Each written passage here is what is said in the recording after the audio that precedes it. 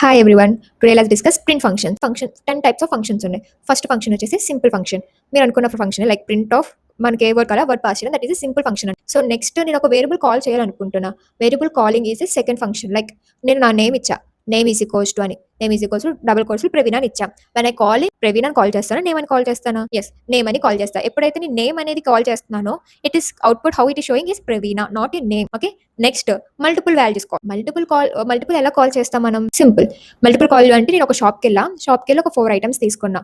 Okay, 4 items తీసుకున్నప్పుడు బిల్లో items పేరు, ప్రైస్ రెండు ఒకేసారి చెప్తారు కదా, అలానే మల్టిపుల్ వాల్యూస్ ని ప్రింట్ చేయొచ్చు కూడా. లైక్ మనం ఎలా అంటే ప్రింట్ ఆఫ్ 2 వేరియబుల్స్ ని కాల్ చేయడం. Okay, next string concatenation. String concatenation అంటే రెండు సెంటెన్సెస్ ని ఒక ఆపరేటర్ తో యాడ్ చేయడం అంట. లైక్ ఎలా అంటే నేను ప్లస్ ఆపరేటర్ యూస్ చేసి, ఫర్ ఎగ్జాంపుల్ హలో అని పెట్టి ప్లస్ నేమ్ అనే వేరియబుల్ ని కాల్ చేస్తున్నా. ఇప్పుడు హలో నేమ్ అనే వేరియబుల్ లో నేను ఏం స్టోర్ చేసా? ప్రవీణ అని స్టోర్ చేసా. So it is return hello Praveena అని రిటర్న్ అవుతుంది. Correct. Next comma separator print.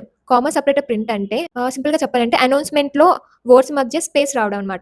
నా బస్ ఈ రోజు బస్ 10 PM ప్లాట్ఫామ్ నెంబర్ 1 కి వస్తుంది అంటే ఇక నేను అన్ని కలిపి ఒకే లైన్ లో రాసేసా. బట్ ఏం సెపరేట్ చేసా? కామా సెపరేటర్ చేసి ఆ నంబర్స్ యొక్క వర్డ్స్ ని కాల్ చేశాను అనమాట. That is call a comma separated print. Next formatted string. What is formatted string? Simple గా చెప్పాలంటే ఈ కాంటెక్స్ట్ లో నేను ఓన్లీ పేరు ఒకటి మార్చాలి, నాకు ఉన్న పారాగ్రాఫ్ అంతా సేమ్ ఉండాలి. I don't want to touch.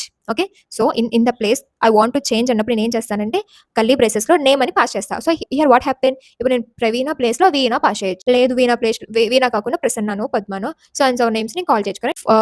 ఇక్కడ రెండు సిమిలర్ గా ఉంటాయి. లైక్ ఫార్మెంటెడ్ స్ట్రింగ్ ఒకటి, ఫార్మెంటెడ్ మెథడ్ ఒకటి. ఫార్మెంటెడ్ మెథడ్ అంటే నేను ఫస్ట్ ఏం చేస్తాను అంటే ఒక కాంటెస్ట్ ని పాస్ చేసేస్తా, కానీ బిఫోర్ ఫార్మెంటెడ్ స్ట్రింగ్ నేను ఏం పాస్ చేస్తున్నా? కర్లీ బ్రేసెస్ లో నేమ్ అనేది పాస్ చేస్తా. But here I don't pass any name or nothing, but dot formatted అని చెప్పేసి పారెంథసిస్ ఓపెన్ చేసి నాకు కావాల్సిన నేమ్ కానీ సాలరీ కానీ పాస్ చేస్తుంది. That is called format method అంటారు. Formatted method and formatted string nearly close గానే ఉంటాయి, బట్ చేంజెస్ దేర్ అంటే ఫార్మెంట్ లో ఇక్కడ మనం ఆర్డర్ వైజ్ గా వేరియబుల్స్ ని పాస్ చేయాలి. New line print.